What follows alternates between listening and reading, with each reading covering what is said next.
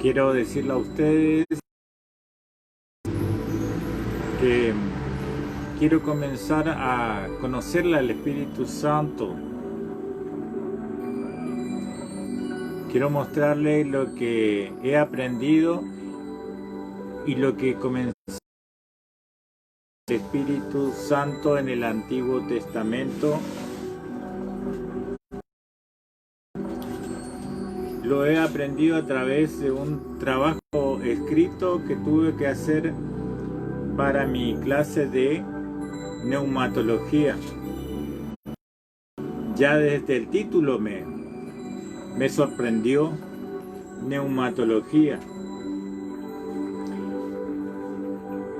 ¿Qué es la neumatología? La neumatología es el estudio del Espíritu Santo, tanto en el Antiguo Testamento como en el Nuevo Testamento. Es conocerle a Él, y me llamó la atención, ya que es neumatología que deriva de la palabra neumatología, de la neumática. Profesor de neumática. Neumática, que quiere decir aire.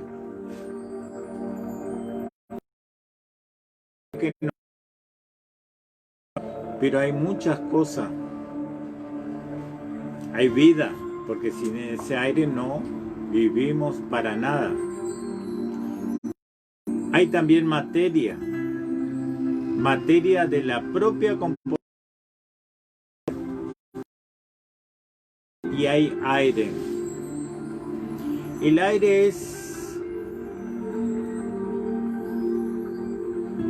algo que tiene una fuerza tan vital y potentosa como también lo es el Espíritu Santo. Si comenzamos a ver los motores que existen ahora en la actualidad, motores eléctricos, motores químicos, motores neumáticos, que solo se mueve con el aire. Ningún motor neumático es inferior a otros tipos de motores por la velocidad y potencia que tiene. Y le doy el ejemplo. El motor que usa el dentista es el motor que tiene más velocidad en el mundo, y ese motor es de aire. Y lo potente que es, por ejemplo, cuando se cierra la puerta de un micro. Y el mejor freno que existe, digamos, en móviles son los frenos neumáticos, es decir, que funcionan con motor de aire. Neumatología es la palabra, es el estudio del Espíritu de Dios. En esta enseñanza que yo he aprendido y que me queda mucho todavía por aprender en el Viejo Testamento, que pareciera que el Espíritu Santo no aparece en muchos versículos, pero sí aparece. Si bien no aparece con la palabra misma que nosotros solemos utilizar, Espíritu Santo aparece con otras palabras, y es el estudio que abordaremos aquí. La consigna fue buscar algunas citas bíblicas que dan evidencia a algunos pasajes bíblicos sobre el Espíritu Santo y cómo se presenta, qué características tienen. Ya existen evidencias muy claras en el Antiguo Testamento que habla muy a menudo del Espíritu de Dios, aunque en estos tiempos se habla muy poco de Él y lo que se dice es confuso y en varias ocasiones contraria a la palabra de Dios. El Espíritu Santo es poco valorado y muchas veces hasta ignorado. Aún los creyentes se refieren a Él como Él, eso, ese calor, ese algo, lo consideran como a Él, ¿qué? Y en muchos casos no existe en el concepto ni la de Él, ni existe el concepto de la posibilidad de la relación personal que se tiene con el Espíritu Santo. El Espíritu Santo con el creyente, con nosotros. Debido a ello se observa la urgencia de hablar de la obra del Espíritu Santo, ya que es uno de los aspectos más descuidados que aborda nuestra religión. De estas surgen muchas preguntas. ¿Qué tan es importante conocer a la persona o la personalidad del Espíritu Santo? Porque es necesario que el cristiano tenga el conocimiento de la obra del Espíritu Santo en el Antiguo Testamento.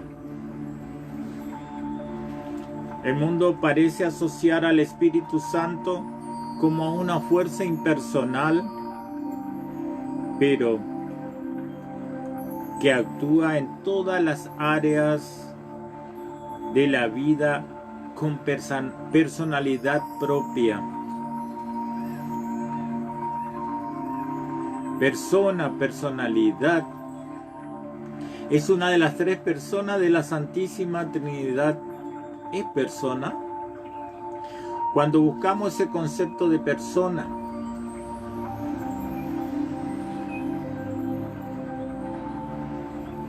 ese concepto de persona solamente nos quepa a nosotros los humanos, los terráqueos, los que nacimos y que somos de esta tierra.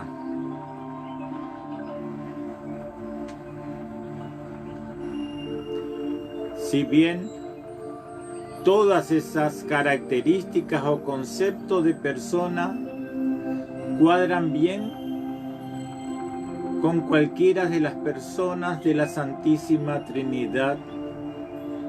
¿Por qué? Porque esa persona, somos personas cuando estamos en relación con otros.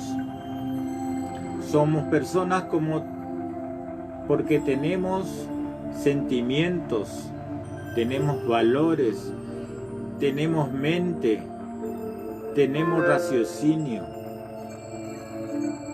Y lo vemos a lo largo del Antiguo y del Nuevo Testamento, que Dios, Jesús y el Espíritu Santo está colmado de estas características. Por supuesto, todas estas características le quedan chicas, o más bien son perfectas. Cuando hablamos de aspecto de la personalidad, también Jesús, Dios y el Espíritu Santo están colmados de esas características propias de la personalidad, ya que también tiene sentimientos como nosotros. Si recordamos el pasaje del encuentro de Jesús con su madre, tan solo su presencia, tan solo mirarse, reflejan muchas de estas características y emociones que abordaron en ese encuentro cuando la madre, Mamá María, se encuentra con Jesús.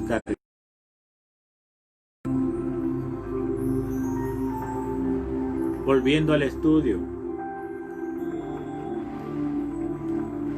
el Espíritu Santo se dará a conocer acerca de esto que dije, de la personalidad,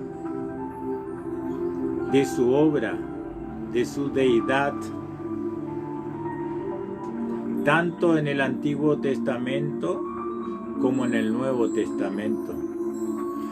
Aunque hablar de la obra no evitará que algunos sigan ignorando el trabajo que Él tiene. Pero al menos si se usa adecuadamente este estudio, será un aliciente para todo buen creyente. A mí me obliga y me encarniza poder seguir mirando sobre su obra, leyendo sobre Él.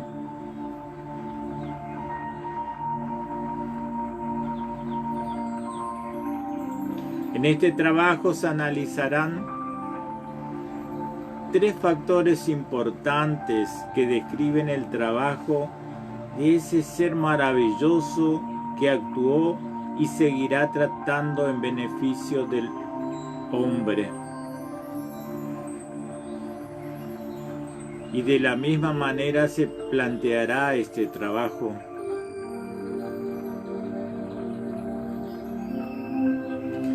La persona del Espíritu Santo en el Antiguo Testamento, en la creación del hombre, se puede mirar como admirable. Dios le da forma a una mezcla de tierra, moldeando el cuerpo, dándole el aliento de vida. Génesis 2, versículo 7. Este aliento se refiere a la cualidad animadora del espíritu, o sea, al aire puesto en movimiento por la respiración, por lo que sería entonces un hálito de vida.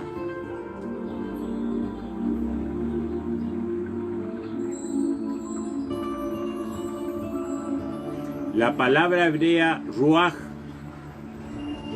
tiene una notable amplitud semántica, pues significa aliento, espíritu o viento, y se usa para la mente con nefesh. El significado básico de nefesh es ser. Esto es todo lo que respira.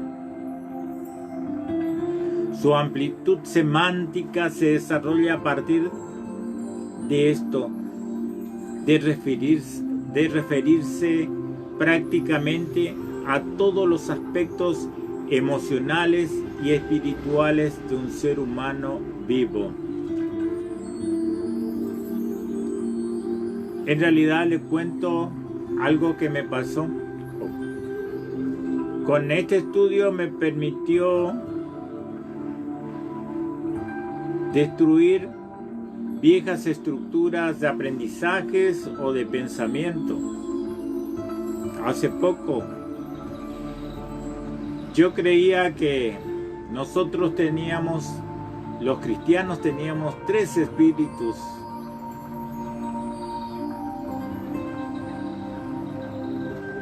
Uno, ese soplo que nos da Dios cuando nacemos, cuando largamos nuestro primer llanto de vida. Otro, cuando nos bautizamos y luego nos reafirmamos con la confirmación, con el sacramento de la confirmación. y el espíritu propio nuestro, el propio, el de cada uno de nosotros, el que nos hace particular y único.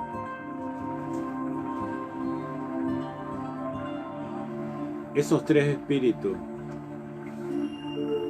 Pero en realidad ese soplo de vida también es soplo del Espíritu Santo. Lo he confirmado acá, en las bibliografías, en los papeles, en el estudio y en la Biblia misma. El Espíritu de Dios y nuestro espíritu. Que mucha gente lo confunde al espíritu con el alma. Por supuesto, espíritu y alma no son una misma cosa. Son dos cosas diferentes. Si nos ponemos a pensar, por ejemplo, lo que es el espíritu fuera de la religión católica, cristiana o cualquier otra religión, el espíritu nos dan ese concepto que dicen: el espíritu es todo lo que el hombre hace, es la obra del que nace. Por eso el que hizo mucho se le recuerda mucho. San Martín, Da Vinci, Miguel Ángel, etc. Pero ¿por qué? ¿Cómo eso que se eleva el espíritu, se eleva el alma cuando uno muere?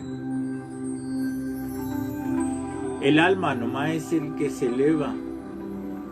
¿Y qué es el alma entonces? El alma es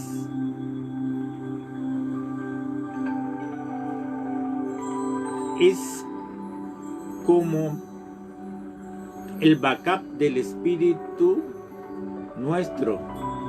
Es decir, que el espíritu nuestro obra, hace muchas cosas, hace cosas buenas, cosas malas,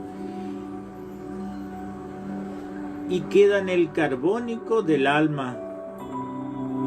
El alma se eleva, el espíritu queda, y según cómo actuemos, también nuestro espíritu será elevado.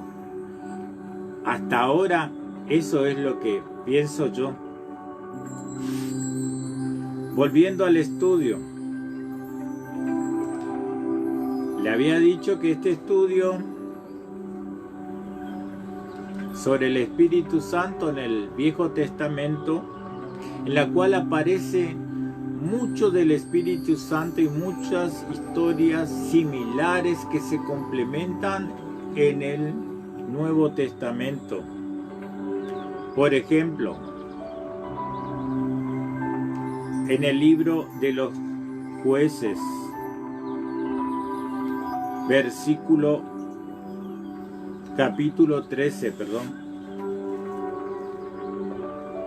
capítulo 25, 14, versículo del 6 al 19.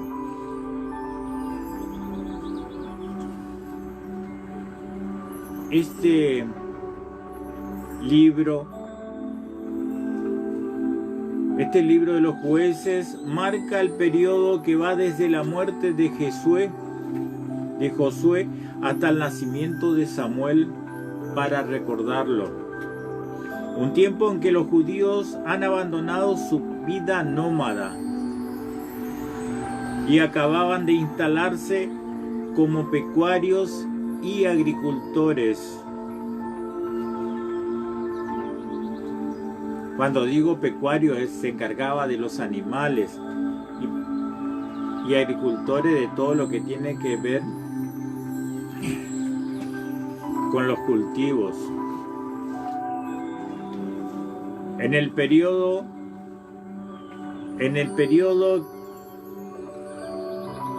que Israel quedaba bajo el cautiverio de los filisteos durante 40 años. El Espíritu de Dios se manifiesta en un ángel que asciende en una llama desde lo alto y se le aparece a la esposa de Manoa. que era estéril, y le promete un hijo que comenzará a librar a Israel. Se asemeja a muchas de las historias que conocemos más, a la historia de Isabel y de Simón, padre y madre de Juan el Bautista, el primo de José. Aparece esta historia casi similar o semejante a esa historia que conocemos.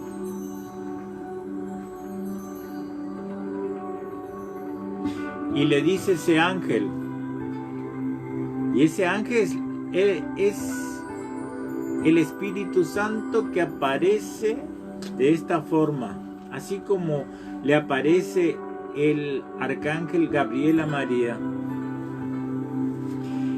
Le dice esto: he aquí que tú concebirás y darás a luz a un hijo.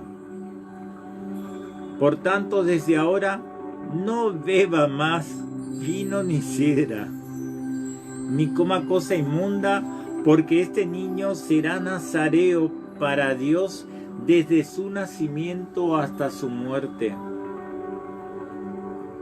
Nace Sansón, y el Espíritu de Jehová se manifiesta en él, y el ángel lo hizo varias recomendaciones sobre su alimentación, sobre su cabello, le hizo varias recomendaciones, y que no tome bebidas fermentadas.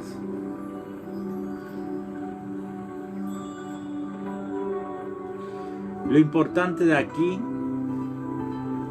es que el Espíritu actúa dotando de poder y de fuerza a una persona para lograr un beneficio para todo el pueblo. En este caso es Sansón, para librar al pueblo de los filisteos. Los ángeles son mensajeros de Dios, como se dice, y se puede identificarlo sin más que con el Espíritu Santo, el Espíritu de Dios. Esto es una prueba para el ensayo que va a ser un poquito más largo, sobre todas las apariciones del Espíritu Santo en el Antiguo Testamento. Gracias por escucharme. Hasta pronto.